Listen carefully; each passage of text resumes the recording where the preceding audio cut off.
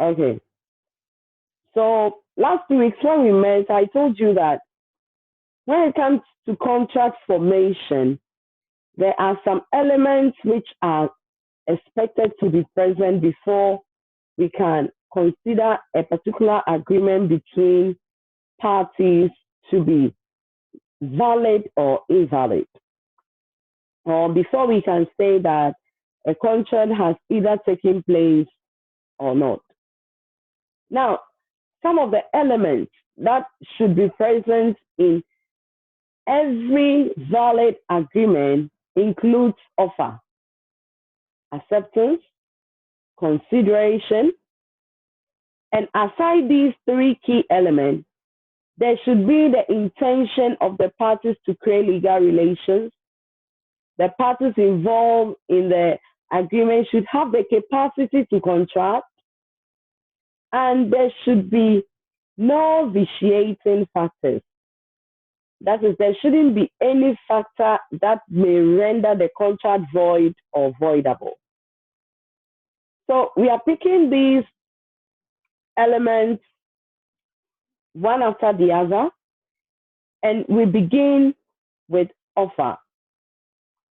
Now, if you look at the definition of offer, offer is, generally an expression of someone's willingness to contract on certain terms with another person should the other person to whom the offer has been made accept the offer.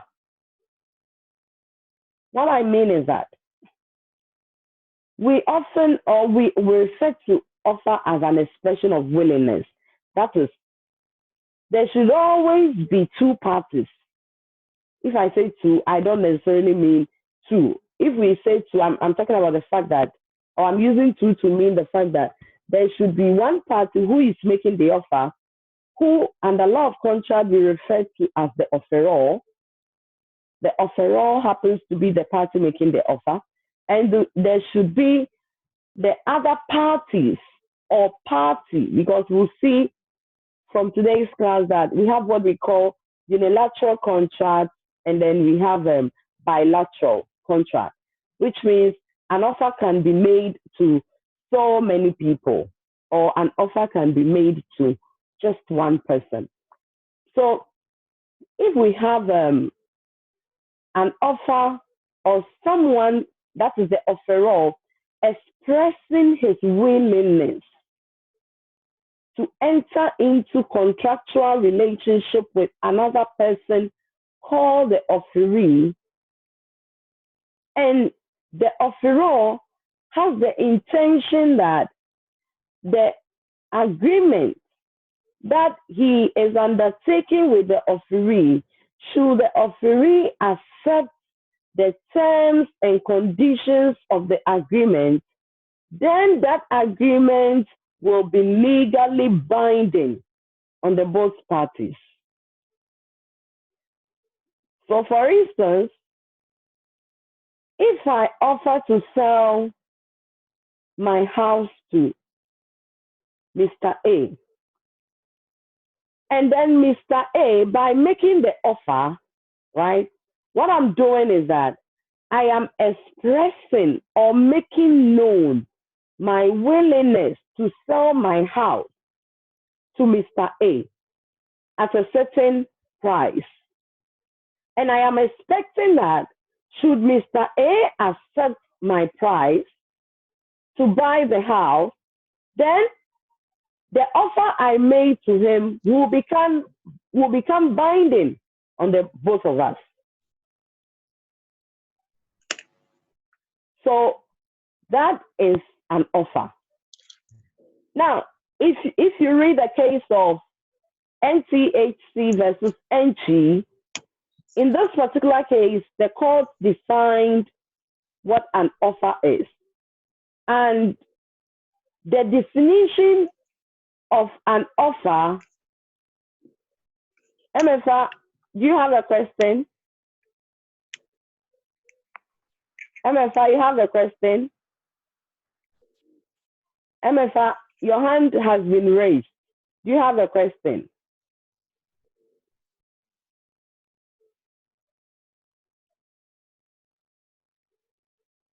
Should I take silence to mean no? Today we'll see whether silence means yes. Because we have a popular saying that silence means yes. We will see if that is indeed true when it comes to law of contract. So what I was saying was that in the case of NTHC versus NG, the court defined an offer as an indication in words or by conduct by an offeror. You see, I like this definition because this definition actually shows us or tells us that an offer is not always by words or in words. An offer can also be by conduct. And we will illustrate how an offer can be by conduct very soon. So the case defined an offer as an indication in words or by conduct by an offeror, that's the person making the offer, that he or she is prepared to be bound by a contract in the terms expressed in the offer if the offeree communicates to the offeror his or her acceptance to those terms. In fact, this definition, it gives all the elements that should be present for an agreement or for a contract to have said to have taken place between people. It's a very, very good definition. So we have seen from the definition as given by the case of NTHC versus NG that an offer need not only be by words, or you can say that an offer can be expressed or implied. You can make an offer by putting it into writing or opening your mouth to say it. An offer can be like that. And an offer may also be not you necessarily saying something or writing something, but then by your conduct or impliedly, you may have done something that shows you have made an offer. What I mean by this is that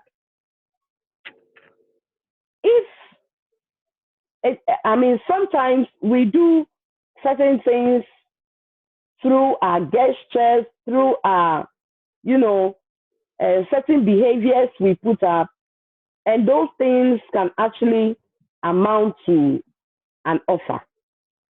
So not necessarily as, expressly making an offer, but then by our conduct, we can make an offer. Now, I want you to get a difference between or see how an express offer looks like, and then how an implied offer also looks like, or you can say an offer made by conduct also looks like.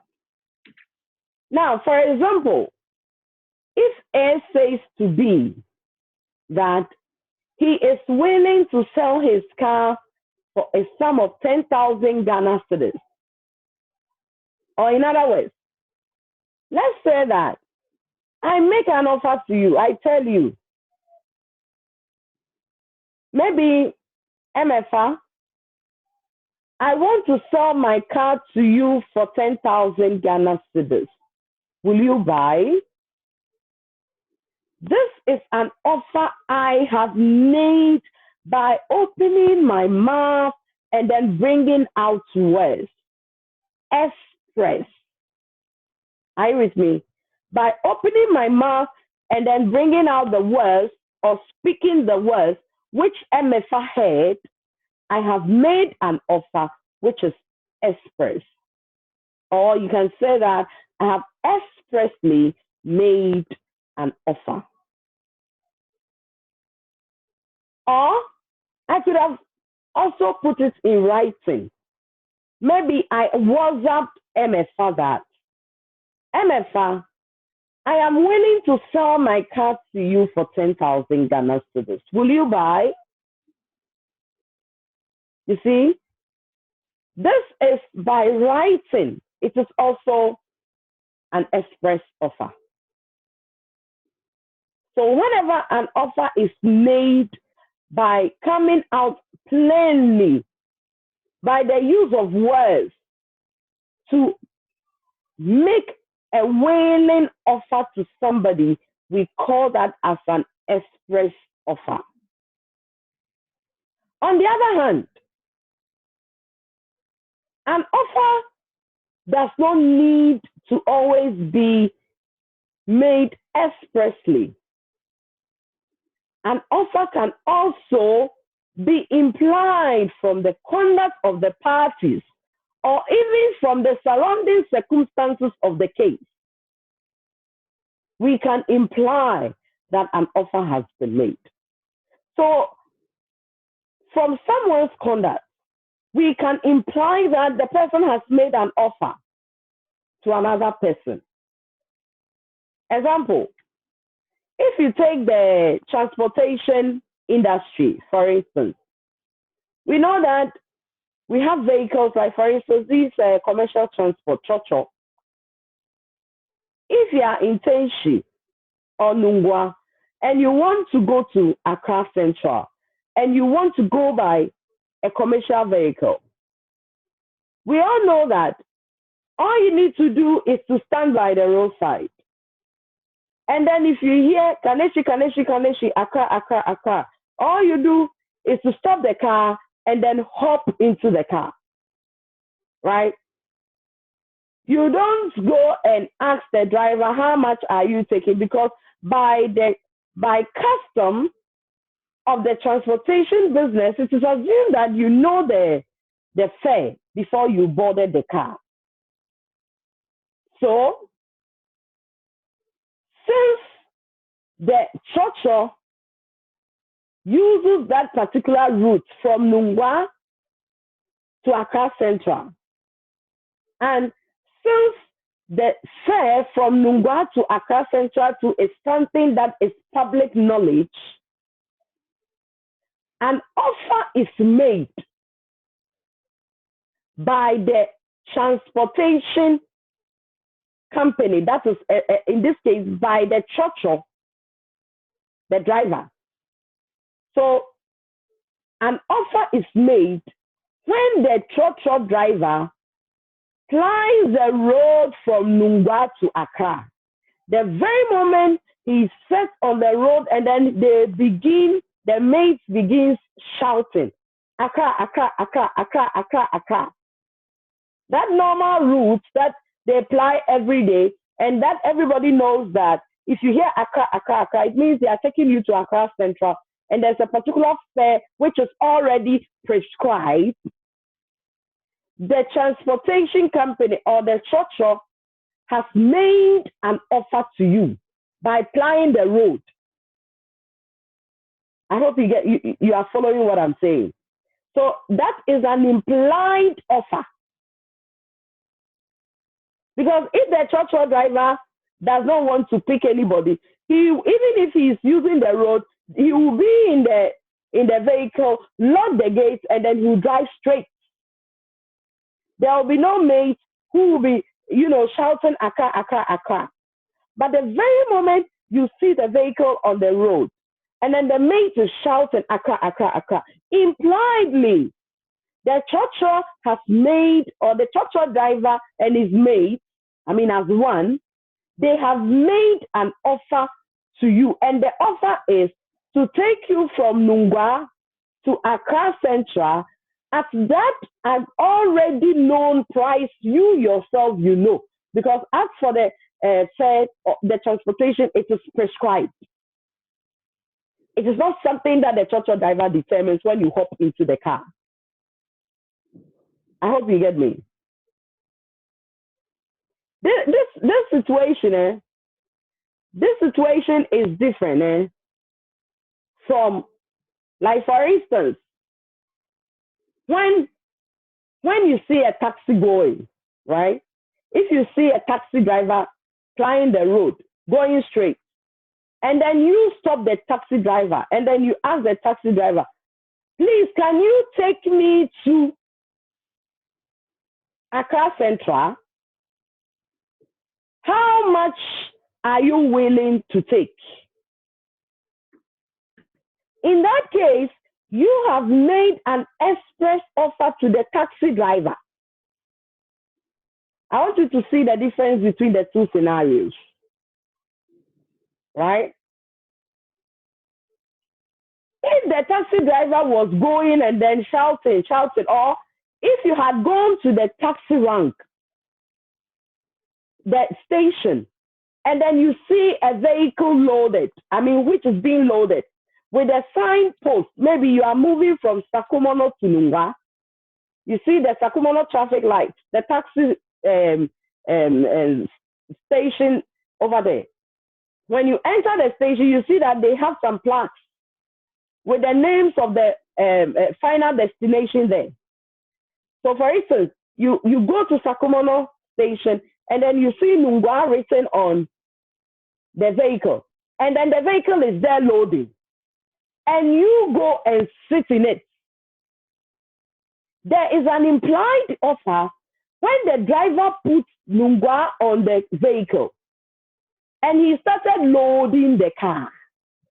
In that case, the taxi driver has made you an implied offer.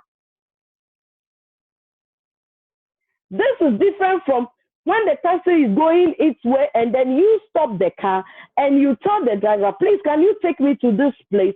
And then you ask the driver, how much? Some people will even say that, please, can you take me to this place? Then the driver will ask, how much are you willing to pay? Then the person will say, oh, I'll give you maybe 30 cedis.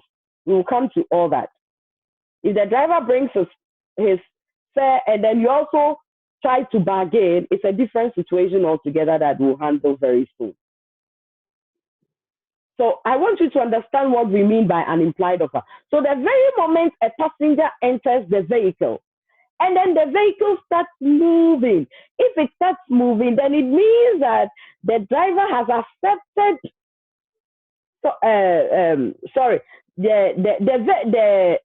do you call it? The passenger, by entering the bus, has accepted the driver's offer to carry him or her to Accra Central from Nungwa. But even right now, our attention is not on acceptance. So I won't dwell much on the acceptance. Our attention is on the offer, the implied one. And we are saying that impliedly,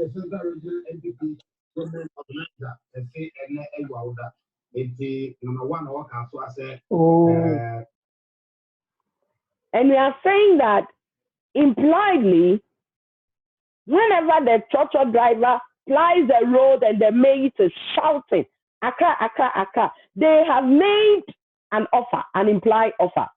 Or whenever a taxi driver puts a signboard in a taxi rank with a particular final destination stated on it, and then opens the door, or whether or not the door is open, that one doesn't matter, and then starts loading, there's an implied offer.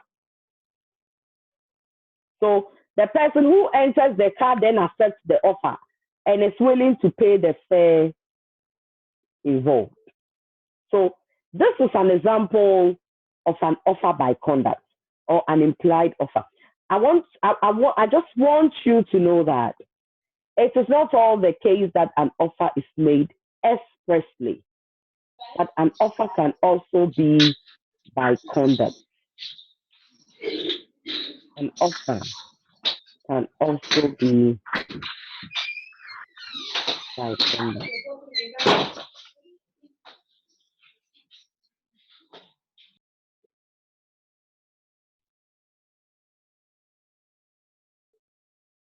Okay, I was trying to mute your colleagues whose microphone were not on mute. All right, now let's see some elements that make a particular offer a valid offer. Some key elements that makes an offer a valid one. We will look at 3 key elements here. The first element, we are saying that for an offer to be valid, the offeror must appear to intend to create a legal obligation. The offeror must appear to intend to create a legal obligation. And 2, the terms must be definite and complete. The terms of the contract or of the offer must be definite and complete.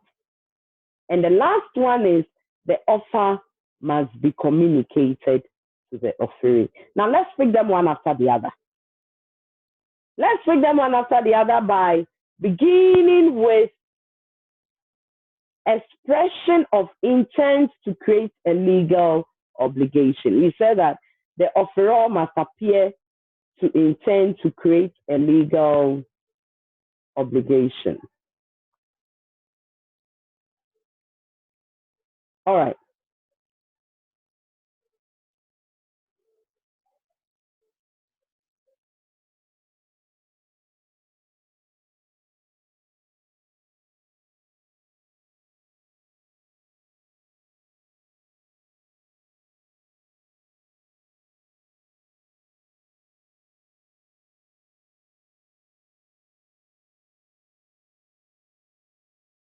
Okay, sorry. I'm so thirsty. I was telling my daughter to bring me water. So let's take them one after the other. Beginning with the offeror must appear to. Thank you very much. Close the door.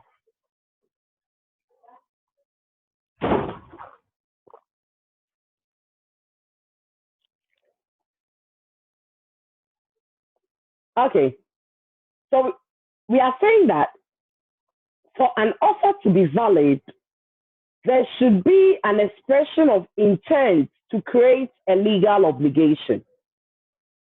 There should be an expression of intent to create a legal obligation.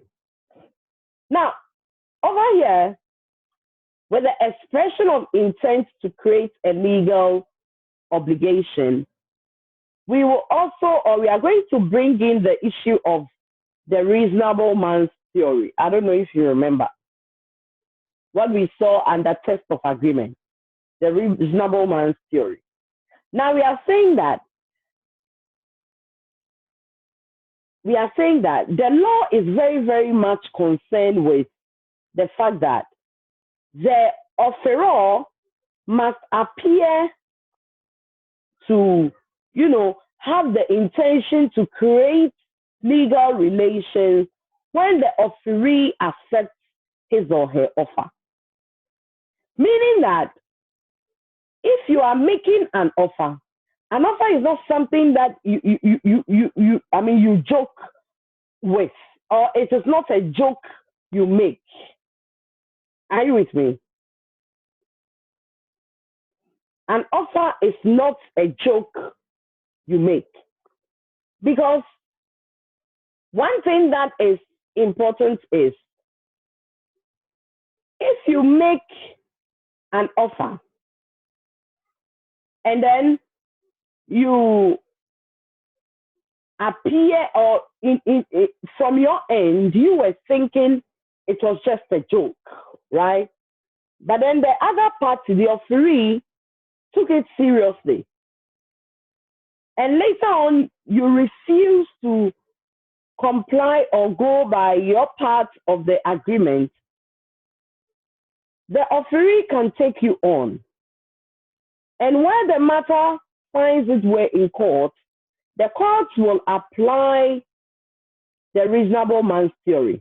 That is, the court will take the opinion of the passerby or the third party who has no relations with any of the parties and interpret the scenario, the situation to this third party. Now, whatever the third party thinks is what the court is going to apply. So, for instance, if you told me that, oh, Charlie, I will sell you my house, you just bring 50,000 Ghana cedis. I'm going to sell you my house. I may have said this in joke. You get me? Because you and I know that you cannot buy a house. 50,000 Ghana cedis for a house is something that is almost not possible. For a completed house, it is unrealistic. But then what if the party I said this to, maybe I was joking. What if that person took it seriously? And so told me that, okay, then I'll buy you. And then the next thing we see is that this person has brought money to make payments. And then I tell her, you too, pa. I was just joking.